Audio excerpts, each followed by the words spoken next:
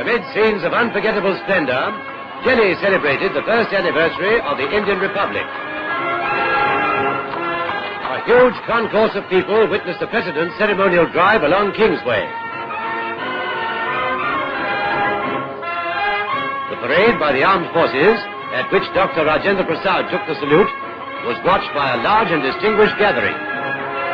Earlier, the President presented 4 Paramveer Chakras for gallantry during the Jammu and Kashmir operation. 2 of them were awarded posthumously. Captain Ram Raghubarane was the proud recipient of the Paramveer Chakra, the highest award for gallantry. Havildar Karam Singh also received the Paramveer Chakra in person.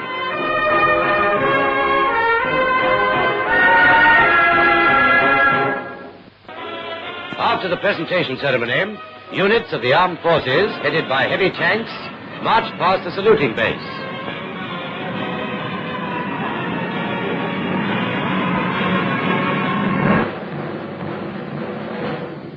The smart turnout of the officers and men and their soldierly bearing won repeated applause from the jubilant crowd.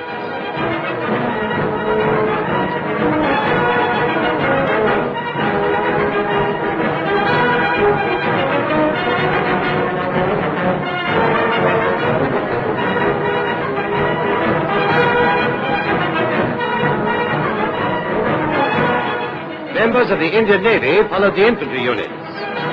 After them came the representatives of the Indian Air Force, the youngest arm of the nation's defense services. They were followed by mechanized units of the Armored Corps.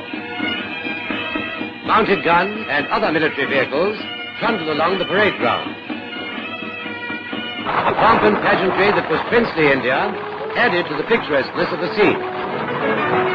There was a famous Jaipur horse, which has won laurels on many a battlefield. Here is the well-known camel corps from Jaisalmer.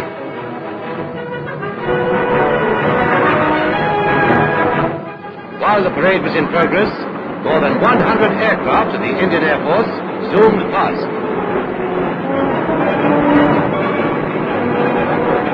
Flying in formation, they dipped in salute to the accompaniment of cheers from the assembled crowds.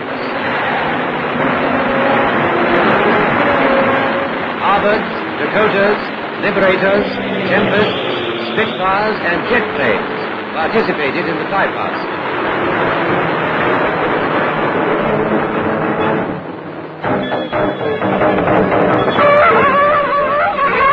The most interesting item of the celebrations was a tableau on mechanized floats, depicting famous episodes from Indian history.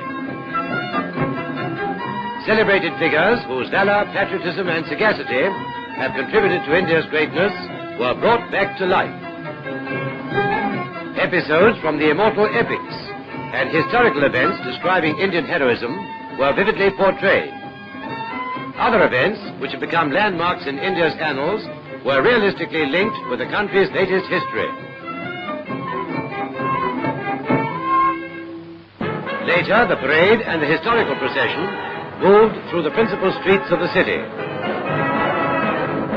The entire route was lined by large crowds to see this splendid spectacle. The men of the defense services were greeted with cheers all the way.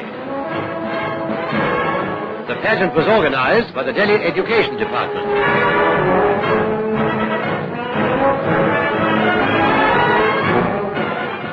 It was a day of rejoicing and of thanksgiving. It was also a day when pledges were renewed to strive for the greater glory of Republican India. Appealing to the nations of the world on the eve of the Republic Day celebrations, Mr. Jawaharlal Nehru said, "I was in Europe at a critical time when the issues of war and peace hung in the balance. I endeavored to throw the whole weight of our country on the side of peace and a negotiated settlement of the conflict in the Far East. I have been intimately concerned with recent developments and I have closely followed them.